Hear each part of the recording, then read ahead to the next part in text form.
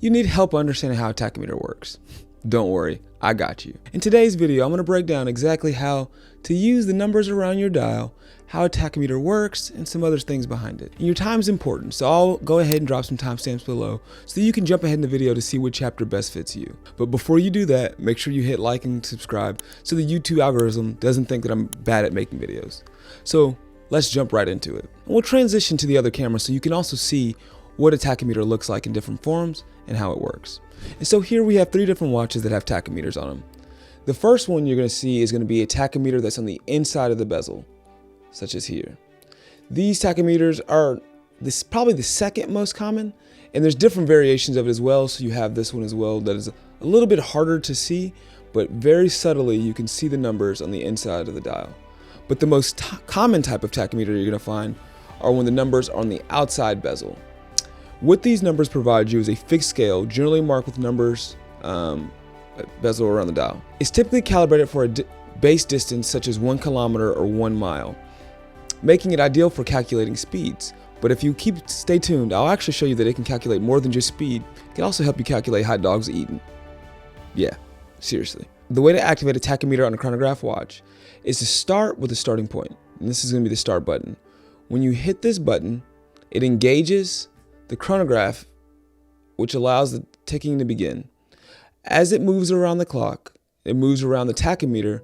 Whenever you stop it, such as right around here, you'll see that it stopped at about 160, which means depending on the base route you're using, whether it be a mile or kilometer, the thing that you're measuring is going about 160 of those per hour.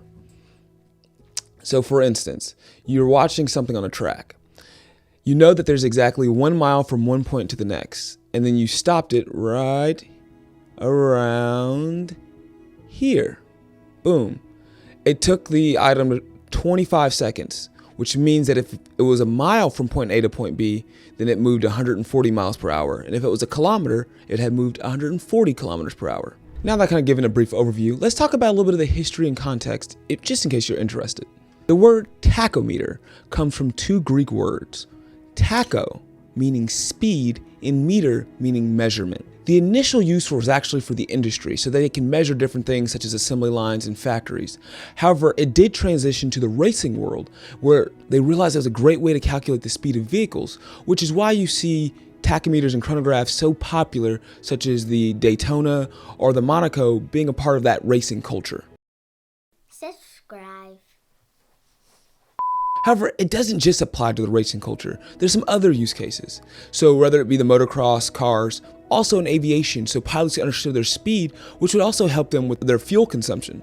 Now, they also have a thing called a slide ruler. If you're interested in that, let me know in the comments down below and I can make a separate video. But there's other different tools for watches to help measurement for pilots. The other thing it can be used for is also running events or any kind of cycling as well. Anytime you're really traveling distance, it allows you to calculate speed over time and distance.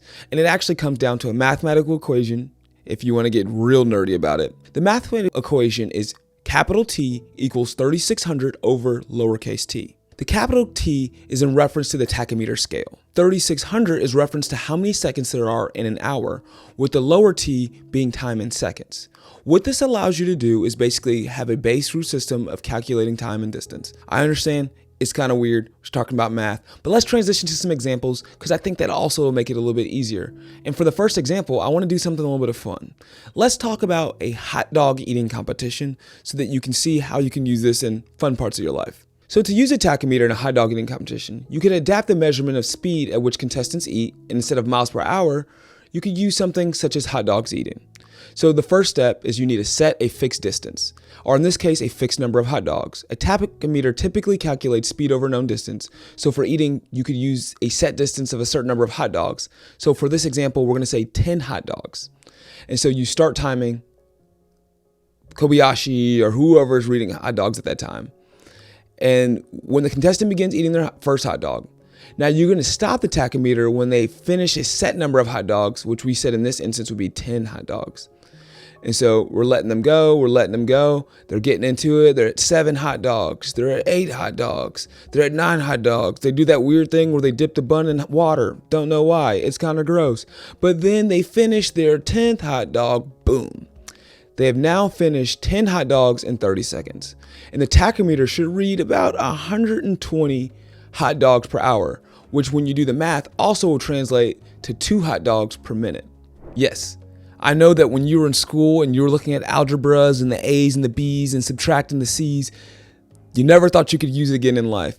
But in this instance, this is an example of how you can use a tachymeter and a watch to bring it all back together. If this video helped you, please make sure you hit like and share with others who might need it, as well as leave a comment so you can let me know how I can improve for making videos in the future. And lastly, if you want to see more content like this or just learn more about watches and time in general, make sure to hit the subscribe button. Here at Wrist Unwound, we love talking about where watches and stories meet, and so I love publishing different videos such as the history of why there's 60 seconds in a minute, or another video that talks about why we do the ball drop on New Year's Eve, and as well as lots of videos about watches. Well, I thank you guys so much. You could have been anywhere in the world and you chose to spend your time with me, and for that, I am incredibly thankful. I hope that you and your family are blessed in the days ahead. God bless and peace.